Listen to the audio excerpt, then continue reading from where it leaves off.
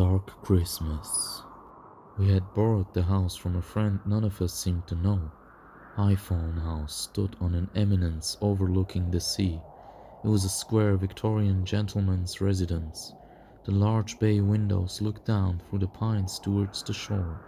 6 stone steps led the visitor up to the double front door, where a Gothic bell pull released a loud, mournful clang deep into the distances of the house. Laurel lined the drive. The stable block was disused. The walled garden had been locked up in 1914 when the gardeners went to war. Only one had returned. I had been warned that the high brick wall enclosing the garden was unsafe. As I passed it slowly in the car, I saw a faded notice falling off the paint-peeled door. Do not enter. I was the first to arrive. My friends were following by train and I was to collect them the next day, and then we would settle down to Christmas. I had driven from Bristol and I was tired. There was a Christmas tree roped on the top of my 4x4 and a trunk load of provisions. We were not near any town, but the housekeeper had left stacked wood to build a fire and I had brought a shepherd's pie and a bottle of Rioja for my first night. The kitchen was cheerful enough once I had got the fire going and the radio playing while I unpacked our festive supplies. I checked my phone, no signal. Still, I knew the time of the train tomorrow and it was a relief to feel that the world had gone away. I put my food in the oven to heat up, poured a glass of wine and went upstairs to find myself a bedroom. The first landing had 3 bedrooms leading off it. Each had a moth-eaten rug, a metal bed and a mahogany chest of drawers. At the far end of the landing was a second set of stairs up to the attic floor. I am not a romantic about maids' rooms or nurseries, and there was something about that second set of stairs that made me hesitate. The landing was bright in the sudden way of late sun on a winter's afternoon, yet the light ended abruptly at the foot of the stairs as though it couldn't go any farther. I didn't want to be near that set of stairs, so I chose the room at the front of the house. As I went to bring up my bag, the house bell started to ring, its jerky metallic hummers sounding somewhere in the guts of the house. I was surprised but not alarmed. I expected the housekeeper. I opened the door. There was no one there. I went down the steps and looked around. I admit I was frightened. The night was clear and soundless. There was no car in the distance, no footsteps walking away. Determined to conquer my fear, I walked round a little. Then turning back to the house, I saw it. The bell wire ran along the side of the house under a sheltering gutter. Perhaps 30 or 40 bats were dangling upside down on the vibrating wire. The same number swooped and surfed in a dark mass. Obviously their movement on the wire had set off the bell. I like bats, clever bats. Good. Now supper. I ate, I drank. I wondered why love is so hard and life is so short. I went to bed. The room was warmer now and I was ready to sleep. The sound of the sea ebbed into the flow of my dreams. I woke from a dead sleep in dead darkness to hear, what? What can I hear? It sounded like a ball bearing or a marble rolling on the bare floor above my head. It rolled hard on hard, then hit the wall. Then it rolled again in the other direction. This might not have mattered, except that the other direction was upwards. Things can come loose and roll downwards, but they cannot come loose and roll up. Unless someone... That thought was so unwelcome that I dismissed it along with the law of gravity. Whatever was rolling over my head must be a natural dislodging. The house was draughty and unused. The attics were under the eaves where any kind of weather might get in. Weather or an animal. Remember the bats. I pulled the covers up to my eyebrows and pretended not to listen. There it was again. Hard on hit on pause on roll. I waited for sleep. Waiting for daylight. We are lucky, even the worst of us, because daylight comes. It was a brooding day, that 21st of December, the shortest day of the year. Coffee, coat on, car keys. Shouldn't I just check the attic? The second set of stairs was narrow, a servant's staircase. It led to a lath and a plaster corridor barely a shoulder width wide. I started coughing. Breathing was difficult. Damp had dropped the plaster in thick, crumbling heaps on the floorboards. As below there were 3 doors. Two were closed. The door to the room above my room was ajar. I made myself go forward. The room was under the eaves, as I had guessed. The floor was rough. There was no bed, only a washstand and a clothes rail. What surprised me was the nativity scene in the corner. Standing about 2 feet tall, it was more like a doll's house than a Christmas decoration. Inside the open-fronted stable stood the animals, the shepherds, the crib, Joseph. Above the roof, on a bit of wire, was a battered star. It was old, handmade in a workmanlike but not craftsmanlike sort of way. The painted wood now rubbed and faded like pigments of time. I thought I would carry it downstairs and put it by our Christmas tree. It must have been made for the children when there were children here. I stuffed my pockets with the figures and animals and left quickly, leaving the door open. I had to set off for the station. Stefan and Susie could help me with the rest later. As soon as I was out of the house, my lungs felt clear again. It must be the plaster dust. The drive to the station was along the coast road.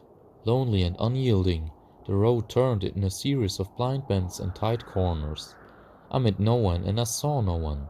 Gulls circled over the sea. The station itself was a simple shelter on a long single track. There were no information boards. I checked my phone. No signal. At last the train appeared distantly down the track. I was excited. Memories of visiting my father as a child when he was stationed at his RAF base give me a rush of pleasure whenever I travel by train or come to meet one. The train slowed and halted. The guard stood down for a moment. I watched the doors. It wasn't a big train. This branch line train. But none of the doors opened. I waved at the guard who came over. "I am meeting my friends." He shook his head. "Train's empty. Next stop is the end of the line." I was confused. Had they got off at the earliest stop? I described them. The guard shook his head again. "I noticed strangers. They would have boarded at Carlisle, asked me where to get off. Always do." "Is there another train before tomorrow?" "One a day and that's your lot, and more than anybody needs in a place like this. Where are you staying?" "High Fallen House. Do you know it?" "Oh, hey, we all know it." He looked as if he were about to say something else. Instead, he blew his whistle. The empty train pulled away, leaving me staring down the long track, watching the red light like a warning.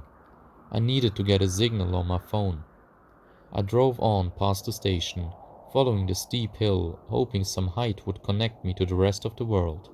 At the top of the hill, I stopped the car and got out, pulling up the collar of my coat. The first snow hit my face with insect insistence, sharp and spiteful like little bites. I looked out across the whitening bay. There must be High Fallen House. But what's that? Two figures walking on the beach. Is it Stefan and Susie? Had they driven here after all? Then, as I strained my eyes against the deceit of distance, I realized that the second figure was much smaller than the first. They were walking purposefully towards the house. When I arrived back, it was nearly dark. I put on the lights, blew the fire into a blaze. There was no sign of the mysterious couple I had seen from the hill. Perhaps it had been the housekeeper and her daughter come to make sure that everything was all right. I had a telephone number from Mrs. Wormwood, but without a signal I could not call her. The snow was thickening in windy swirls. "Relax, have a whiskey." I leaned on the warm kitchen range with my whiskey in my hand. The wooden figures I had brought down from the attic were lying on the kitchen table. I should go up and get the stable. I don't want to. I bounded up the first set of stairs, using energy to force out unease. At my bedroom I put on the light. That felt better. The second set of stairs stood in shadow at the end of the long landing. I felt that constriction in my lungs again. Why am I holding on to the handrail like an old man? I could see that the only light to the attic was at the top of the stairs. I found the round, brown bakelite switch. I flicked down the nipple. A single bulb lit up reluctantly. The room was straight ahead. The door was closed. Hadn't I left it open? I turned the handle and stood in the doorway. The room dimly lit by the light from the stairs, washstand, nativity, clothes rail. On the clothes rail was a child's dress. I hadn't noticed that before. I suppose I had been in a hurry. Pushing aside my misgivings, I went in purposefully and bent down to pick up the wooden nativity. It was heavy and I had just got it secure in my arms when the light on the landing went out. Hello? Who's there? There's someone breathing like they can barely breathe, not faint, struggling for breath. I mustn't turn around, because whoever or whatever it is behind me. I stood still for a minute, steadying my nerve. Then I shuffled forwards towards the edge of light coming up from downstairs. At the doorway I heard a step behind me, lost my balance and put out a hand to steady myself. My hand gripped something wet. The clothes rail. It must be the dress. My heart was overbeating. Don't panic. Bakelite. Bad wiring. Strange house. Darkness. Aloneness. But you're not alone, are you? Back in the kitchen with whiskey, Radio 4 and pasta boiling, I examined the dress. It was for a small child and it was hand-knitted. The wool was smelly and sopping. I washed it out and left it hanging over the sink to drip. I guessed there must be a hole in the roof and the dress had been soaking up the rain for a long time. I ate my supper, tried to read, told myself it had been nothing, nothing at all. It was only 8 p.m. I didn't want to go to bed, though the snow outside was like a quilt. I decided to arrange the nativity.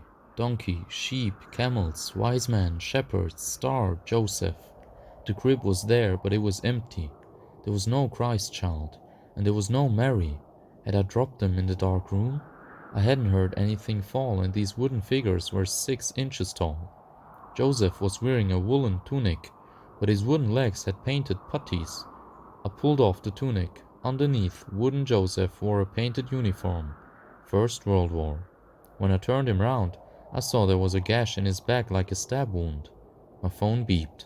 I dropped Joseph, grabbed the phone. It was a text message from Susie. Trying to call you. Leave. Tomorrow. I pressed call. Nothing. I tried to send a text. Nothing. But what did it matter? Suddenly I felt relief and calm. They had been delayed. That was all tomorrow they would be here. I sat down again with the nativity. Perhaps the missing figures were inside. I put in my hand. My fingers closed round a metal object. It was a small iron key with a hoop top. Maybe it was the key to the attic door. Outside, snow had fallen, snow on snow. The sky had cleared. The moon sped above the sea. I had gone to bed and I was deep asleep when I heard it clearly. Above me, footsteps, pacing, down the room. Hesitate, turn, return. I lay in bed, eyes staring blindly at the blind ceiling. Why do we open our eyes when we can't see anything? And what was there to see? I don't believe in ghosts. I wanted to put on the light, but what if the light didn't come on? Why would it be worse to be in darkness I had not chosen than darkness I was choosing? But it would be worse. I sat up in bed and pulled back the curtain a little. The moon had been so bright tonight, surely there would be light. There was light. Outside the house, hand in hand, stood the still and silent figures of a mother and child. I did not sleep again till daylight, and when I slept and woke again, it was almost midday and already the light was lowering. Hurrying to get coffee, I saw that the dress was gone. I had left it dripping over the sink and it was gone. Get out of the house. I set off for the station. There was an air frost that had coated the trees in glittering white. It was beautiful and deathly. The world held in ice. On the road there were no car tracks, no noise but the roar and drop of the sea. I moved slowly and saw no one. In the white, unmoving landscape, I wondered if there was anyone else left alive. At the station I waited.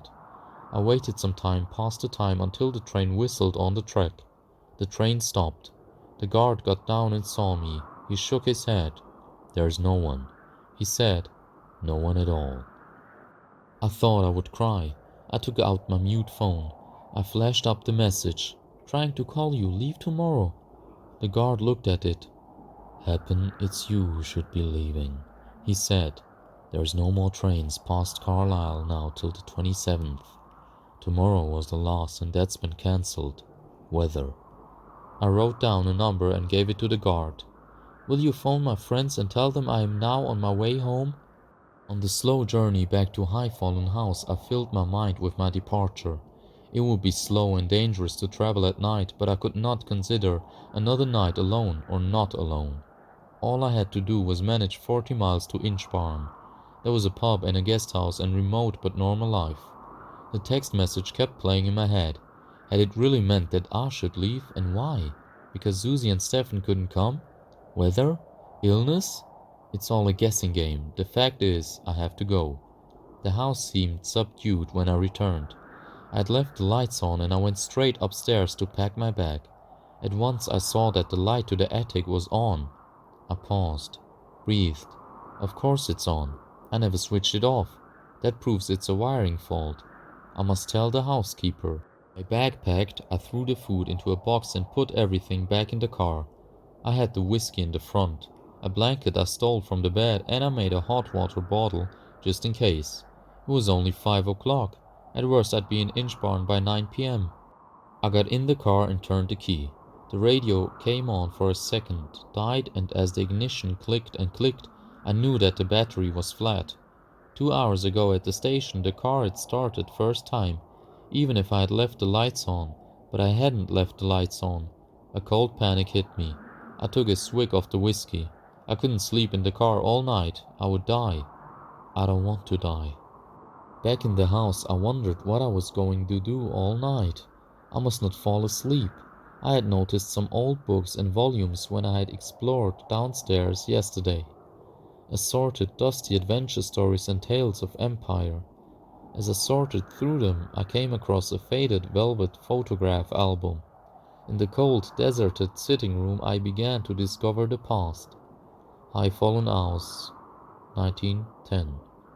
The woman in long skirts with miraculous waists. The man in shooting tweeds. The stable boys in waistcoats. The gardening boys wearing flat caps. The maids in starched aprons. And here they are again in their Sunday best. A wedding photograph. Joseph and Mary Locke, 1912. He was a gardener, she was a maid.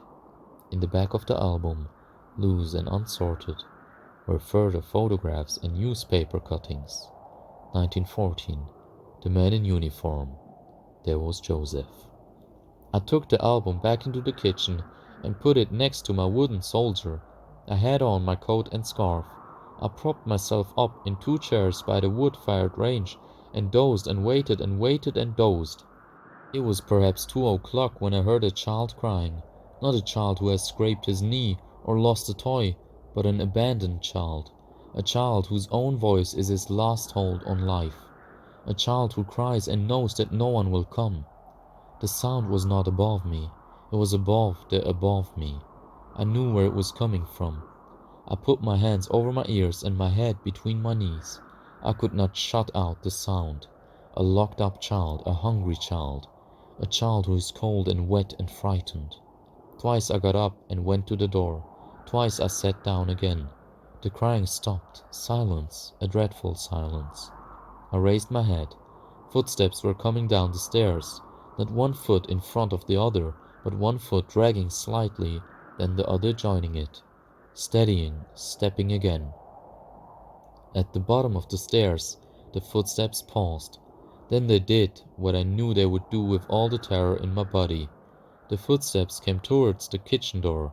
Whatever was out there was standing 12 feet away on the other side of the door. I stood behind the table and picked up a knife. The door swung open with violent force that rammed the brass doorknob into the plaster of the wall. Wind and snow blew into the kitchen, whirling up the photographs and cuttings on the table. I saw that the front door itself was wide open, the entrance hall like a wind tunnel. Holding the knife, I went forward into the hall to shut the door. The pendant metal lantern that hung from the ceiling was swinging wildly on its long chain. A sudden gust lurched it forward like a child swing pushed too high. It fell back at force against the large semicircular fanlight over the front door.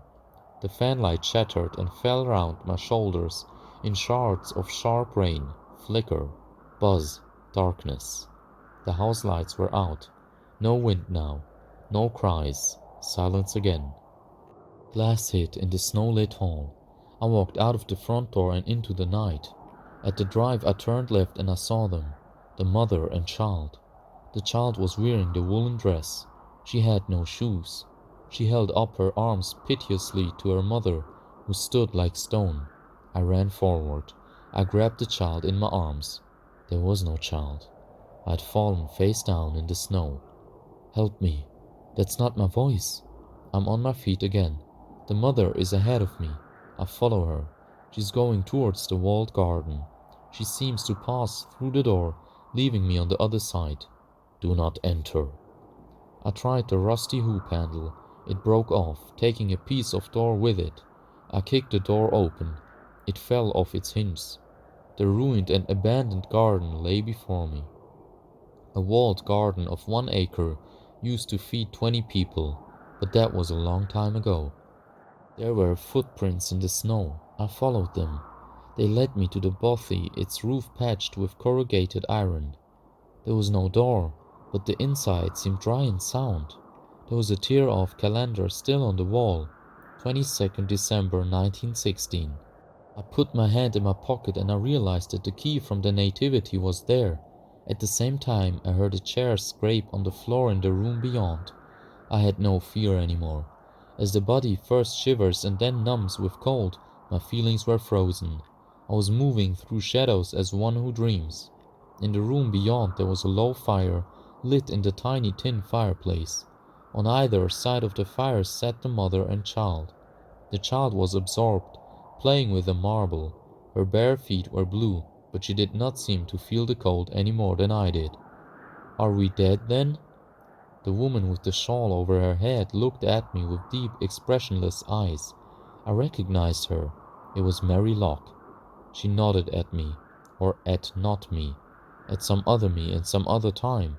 I do not know. Her gaze went to a tall cupboard. I knew that my key fitted this cupboard and that I must open it. I did so. A dusty uniform fell out, crumpling like a puppet. The uniform was not quite empty of its occupant. The back of the faded wool jacket had a long slash where the lungs would have been. I looked at the knife in my hand. Open the door! Are you in there? Open the door! I woke to blinding white. Where am I? Something's rocking. It's the car. I'm in my car.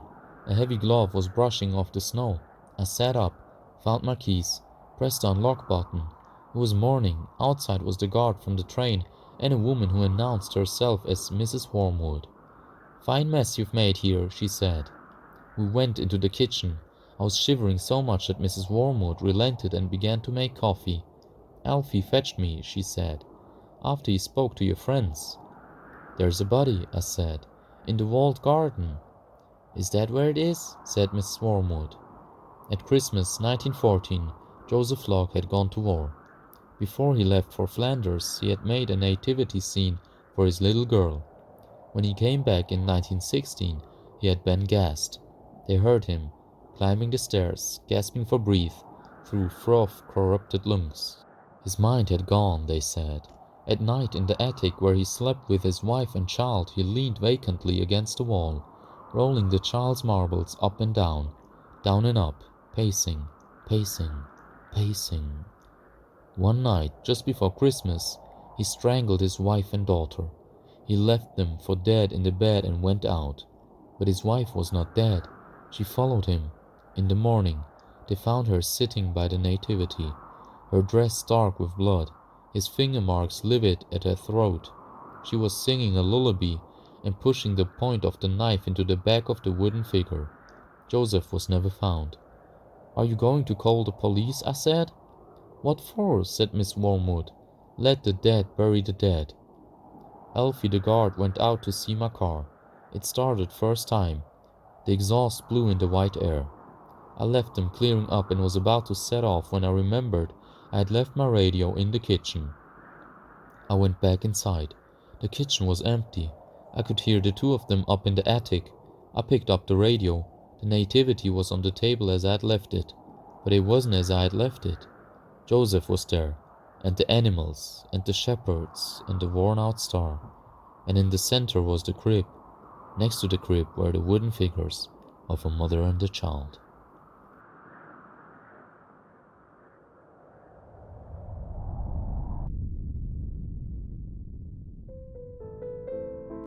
Guys, thank you so much for watching this video until now. It was an honor for me to present it to you. If you liked it, please like and subscribe and leave a comment about your own experiences. Or if you have any recommendations or tips for me to improve, it would extremely help me out since I'm a relatively new YouTuber and I'm just getting started. All I can do is promise you that I will deliver you the highest quality content I can create and to always keep you entertained. Thank you so much.